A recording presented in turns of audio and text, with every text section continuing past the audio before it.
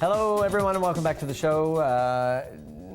TV right now, there are some incredible shows on, and then there's just a lot of crap. Some summer stinkers, for sure. Brent Furdyk is joining us now from TV Week. He, of course, is the editor. We're going to be chatting about some of those shows. How are you? Hey, Brent, how are you? Great. How are you? How about you guys? Good. Now, there is a lot of dandruff in the world of television. Dandruff. That's a good way to put it. But some of the shows that we're going to talk about today, I mean, they are just, they're pushing new territory in terms of television and sort of how it's going. Yeah, summertime is generally not known for great television, but lately there have been some real dark horse shows that come out and break out during the summer months. Yeah. Okay, let's start off with Breaking Bad. Perfect I mean, this example. is going into season 4. I didn't watch it from the beginning, so I need to buy the DVDs.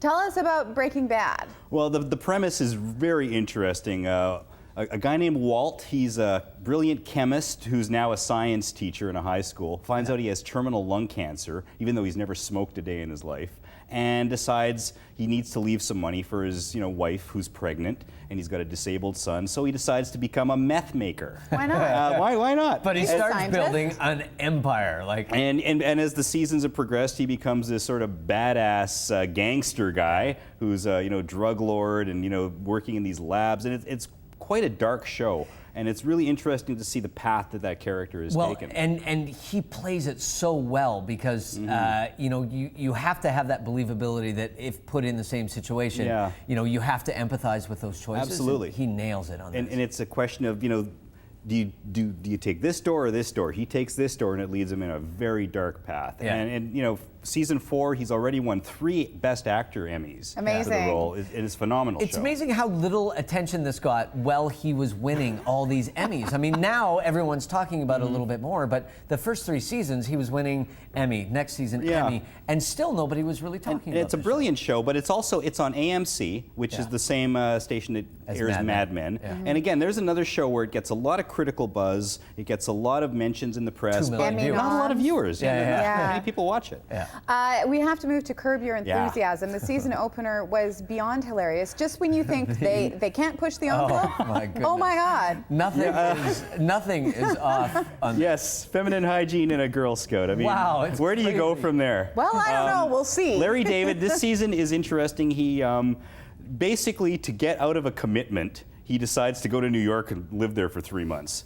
That's typical Larry David. Yep. So we're going to see a number of these season's episodes are going to be shot in New York. So he gets to irritate an entirely new city. I wonder if there'll be any Seinfeld references. Well, the brilliance of this show, though, is that you can see those little sort of underpinnings of Seinfeld in there, and you see where the central ideas came from and how big they could have gone and how much they probably had to compromise to actually make Seinfeld in the first place and where they wanted it It's to go. very interesting. Yeah, you can really look at Curb Your Enthusiasm as being the grown-up, adult, no holds barred version of Seinfeld, which is safer and kind of pared down for middle and that's America. why we love HBO, because they can cross the lines. Yeah, they do all the time. And Larry David, I mean, he continues to push. This season, he's a social assassin. That's his new role. He goes into social situations and just destroys them. He is really quite. I mean, this show is.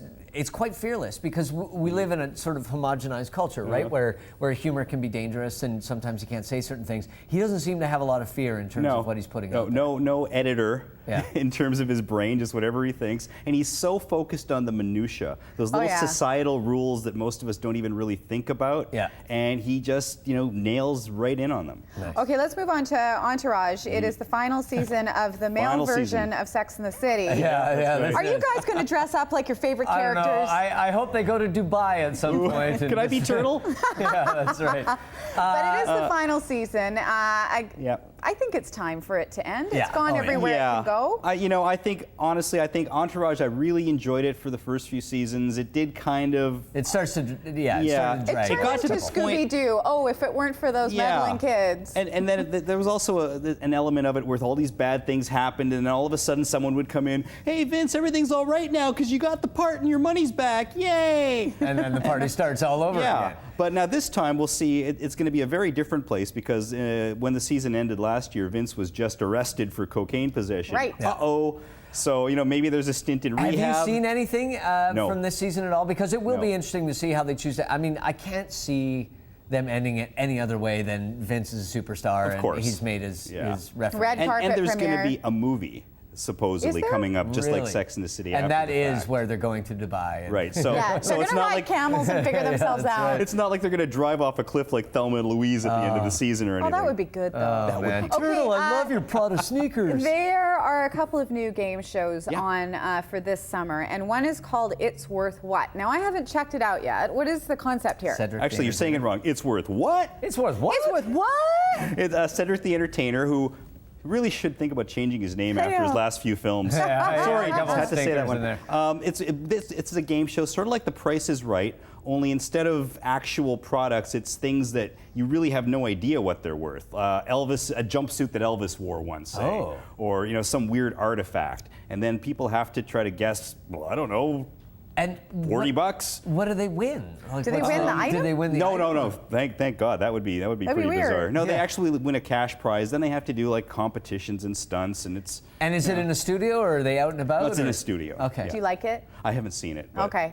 I don't think I would. No. Yeah, I gets the saw it. I was impression- going through the channels, and I Yeah. was like, no, I don't really care. And is it primetime or daytime? It's prime time. Oh, Yeah. that's interesting, isn't it? I mean, that's sort of. Yeah. I would slot that in daytime and not. Well, really. it's NBC, so nobody's watching it anyway. So I guess they figure, what do we care? it don't matter at this Okay, the stage. things we do care about. Jersey Shore went to Oh, Italy. Jersey Shore. Season 5. The most popular show in the world. Why? It's back. I wish I knew. I wish I knew. I've watched every season. It's a total gong show, and it's you kind of watch it because it is a gong show, Yeah. but it much like Entourage is getting predictable and kind of what's going to happen, right? Yeah, Like, and of course, because we're leading into the weeks before the premiere, everyone leaves the show and then they Right. come back, and they do this every year to I drum know. up so, publicity. but this one they actually go to Italy and they and go to Florence. to To Florence. Now, I heard that the city of Florence wasn't too happy with this, and they made No. all sorts of rules. They weren't allowed to drink in public. They weren't allowed to go to establishments with alcohol.